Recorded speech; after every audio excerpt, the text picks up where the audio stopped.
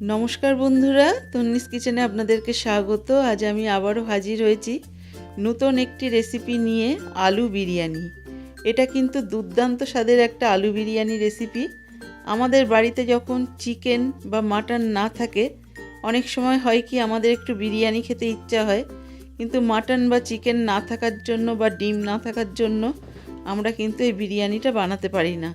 সেই সময় কিন্তু আপনারা এরকম একটা রেসিপি বানিয়েই ফেলতে পারেন।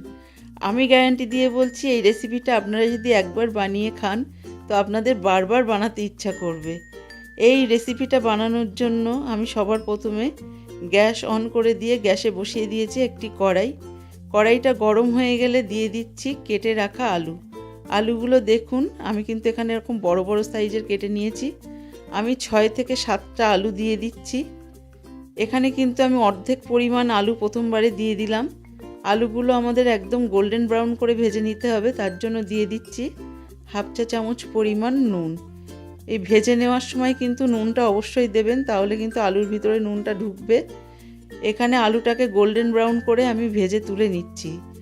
এখানে একই রকমভাবে কিন্তু বাকি আলুগুলোও আমি ভেজে নেব। আরও আমার অর্ধেকটা আলু রয়ে গেছে। এখানে আমি ফোড়ন দেওয়ার জন্য নিয়েছি কয়েকটা এলাচ, একটু দারচিনি, একটু লবঙ্গ, একটু শাহজিরে, শাহমরিচ আর একটু জয়িত্রী। সমস্ত গরম মশলাগুলো আমি এখানে ফোড়ন দিয়ে দিলাম। ফোড়ন থেকে যখন সুন্দর একটা গন্ধ ছাড়বে সেই সময় দিয়ে দিতে হবে কেটে রাখা পেঁয়াজ। আমি কিন্তু এখানে পাতলা পাতলা করে পেঁয়াজটা কুচিয়ে নিয়েছি। এখানে আমি 6 থেকে 7টা পেঁয়াজ নিয়েছি। আমি এখানে 1 কেজি পরিমাণ চালের বিরিয়ানি বানাবো, সেই জন্য আমি এখানে 6 থেকে 7টা পেঁয়াজ নিয়েছি। বিরিয়ানিতে কিন্তু পেঁয়াজের পরিমাণটা একটু বেশিই লাগে। এবং পেঁয়াজটা যখন ভাজবেন তখন কিন্তু গ্যাসের ফ্লেমটা একদম হাইতে রেখে ভাজবেন। পেঁয়াজটাকে কিন্তু একদম আমাদের এরকম লাল লাল করে ভেজে নিতে হবে। এর থেকে কিছুটা পেঁয়াজ আমি বেরেস্তা বানানোর জন্য তুলে নিলাম। অপর দিকে আমি গ্যাসটা অফ করে দিয়ে আরেকটি প্রেসার কুকার বসিয়ে দিচ্ছি আলুটাকে সেদ্ধ করে নেওয়ার জন্য। এখানে 2 টেবিল চামচ পরিমাণ আদা রসুন বাটা দিয়ে একটা জল বানিয়ে রেখেছিলাম, দিয়ে দিলাম হাফ চা চামচ নুন আর 1 চা চামচ পরিমাণ শুকনো লঙ্কার গুঁড়ো। এইবার সমস্ত আলুগুলো কিন্তু আমি প্রেসার কুকারের মধ্যে দিয়ে দেব। এখানে আমি 250 ml মতো জল ইউজ করেছি, আপনাদের আলু অনুযায়ী জলটা দেবেন। এবার আমি হাই হিটে রেখে গুনে গুনে 3টে সিটি মেরে নেব এবং সিটি মারার সঙ্গে সঙ্গে কিন্তু প্রেসার কুকারটা খুলে দেব। এদিকে আমি গ্যাস অন করে দিয়েছি আর মাঝখানটা ফাঁকা করে নিয়ে দিয়ে দিচ্ছি 1 চা চামচ পরিমাণ কাশ্মীরি লঙ্কার গুঁড়ো। দিয়ে দিচ্ছি 150 গ্রাম পরিমাণ টক দইটা দিয়েও একটু নাড়িয়ে নিচ্ছি। গ্যাসের ফ্লেমটা কিন্তু আমি একদম লোতেই রেখে দিয়েছি।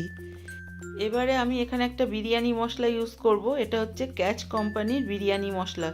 এটা কিন্তু দামটাও বেশি না, মাত্র 10 টাকা। 1 কেজি চালের জন্য 10 টাকার মশলাটা একদম পারফেক্ট। আমি এখানে 1 চা চামচ পরিমাণ বিরিয়ানি মশলা পেঁয়াজের মধ্যে দিয়ে দিলাম, দিয়ে একটু সামান্য কষিয়ে নিলাম। নিয়ে ঢেলে দিচ্ছি সেদ্ধ করে রাখা আলুর জলটা আমি এখানে ফেলিনি, জলটা পুরোটাই আমি কড়াইতে দিয়ে দিলাম। অপেক্ষা করব গ্রেভিটা ফুটে ওঠার জন্য। গ্রেভিটা ফুটে উঠলে দিয়ে দিলাম 1 টেবিল চামচ পরিমাণ চিনিটা দেওয়ার পরে আমি একে একে আলুগুলোও দিয়ে দেবো। এই চিনিটা কিন্তু অপশনাল, চিনিটা দিলে কিন্তু টক দইয়ের টক ঝাল স্বাদটাকে ব্যালেন্স করার জন্য। এইবার আমি তেজপাতা দিয়ে দিলাম 2টো। তেজপাতা দেওয়ার পরে তলা থেকে একটু নাড়িয়ে দিচ্ছি। এবার উপর থেকে দিয়ে দিচ্ছি 2 টেবিল চামচ পরিমাণ কেওড়া ওয়াটার, 2 টেবিল চামচ পরিমাণ গোলাপ জল আর 10 থেকে 12 ফোঁটা মিঠা আতর। আপনারা কিন্তু মিঠা আতরটা অবশ্যই দেওয়ার চেষ্টা করবেন, এটা কিন্তু খুব ভালো একটা ফ্লেভার আনে। এটা না দিলে কিন্তু বিরিয়ানি বলেই মনে হবে না। এইবার সমস্ত রকম মশলা দিয়ে তলা থেকে একটু নাড়িয়ে দিয়ে গ্যাসের ফ্লেমটা একদম লোতে করে দিলাম। দিয়ে আমি ঢেকে দিচ্ছি 5 মিনিটের জন্য। এদিকে আমি একটা পাত্র বসিয়ে দিয়েছি ভাতটাকে করে নেওয়ার জন্য। আমি একটা ডেচকিতে কিছুটা জল দিয়েছি, জলটা ফুটে উঠলে এর মধ্যে দিয়ে দিচ্ছি 2 থেকে 3 টেবিল চামচ পরিমাণ নুন আর দিয়ে দিচ্ছি 1 টেবিল চামচ পরিমাণ রিফাইন তেল। এবার আমি আগে থেকে বাসমতি চালটা 1 ঘন্টা আগে ধুয়ে ভালো করে ভিজিয়ে রেখেছিলাম, সেই চালটাই কিন্তু জল ঝরিয়ে পুরো চালটা এই জলের মধ্যে দিয়ে দিচ্ছি। আর এখানে তেলটা দেওয়ার কারণেই কিন্তু ভাতটা একদম ভাতের গায়ে লেগে যাবে না, একদম ঝুড়ো ঝুড়ো হবে। আর দিয়ে দিলাম কিছু গোটা গরম মশলা, এটা কিন্তু ভাতটাকে একটু ফ্লেভারফুল করার জন্য। এখানে দেখুন আমাদের কিন্তু এই ভাতটাকে 70% কুক করে নিতে হবে, এর থেকে বেশি করা যাবে না। এর থেকে বেশি কুক করলে যখন আমি দমে দেব তখন কিন্তু ওভার কুক হয়ে যাবে। দেখুন এখানে কিন্তু আমাদের রাইসটা একদম 70% কুক হয়েছে। এইবার রাইসটা এরকম একটা ছিদ্রযুক্ত গামলিতে ফ্যান ঝরিয়ে নেব। এরকম একটা ঝাঁঝরির সাহায্যে তুলে আমি একটা ছিদ্র পাত্রে ফ্যান ঝরাতে দিয়ে দিলাম। ফিরে আসলাম 5 মিনিট পর। 5 মিনিট পরে কিন্তু আলুটা একদম পারফেক্ট সেদ্ধ হয়ে গেছে, আর এখানে গ্রেভিটাও কিন্তু শুকিয়ে গেছে। এখানে কিন্তু একদম কষা মাংসের যেমন গ্রেভি হয় সেরকমই একটা শুকনো শুকনো গ্রেভি বানাতে হবে, বেশি ঝোল থাকলে হবে না। এইবার এই গ্রেভির ওপর থেকে আমি দিয়ে দিচ্ছি ফ্যান ঝরানো রাইস। রাইসটা দেখতেই পাচ্ছেন কতটা ঝুরঝুরে হয়েছে, একদম কাঁটার মতো। এরকম রাইস কিন্তু আমাদের দরকার বিরিয়ানি বানানোর জন্য। যে কোনো বিরিয়ানির জন্যই কিন্তু রাইসটাকে 70%ই কুক করতে হবে। এখানে সমস্ত রাইসটা দেওয়ার পরে উপর থেকে কিছু গাওয়া ঘি আমি ছড়িয়ে দিচ্ছি।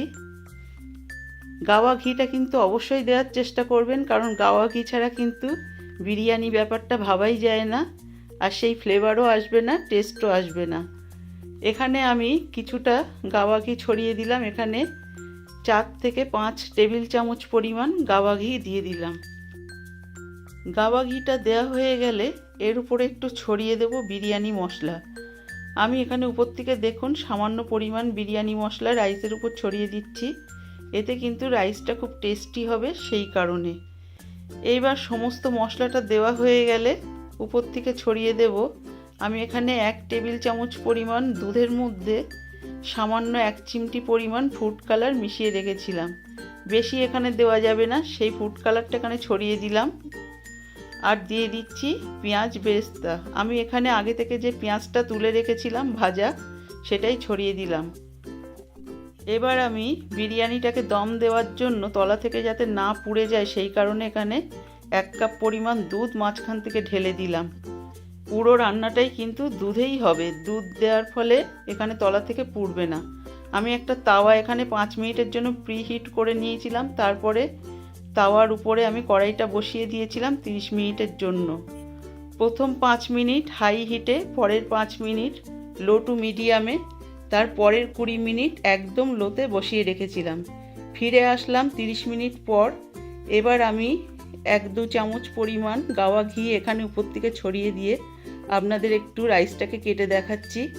আরেকটা কথা বলি, রাইসটাকে দম দেওয়ার পরে কিন্তু অবশ্যই আধ ঘন্টা রেস্টে রাখতে হবে, নইলে কিন্তু বিরিয়ানির টেস্ট ভালো আসবে না।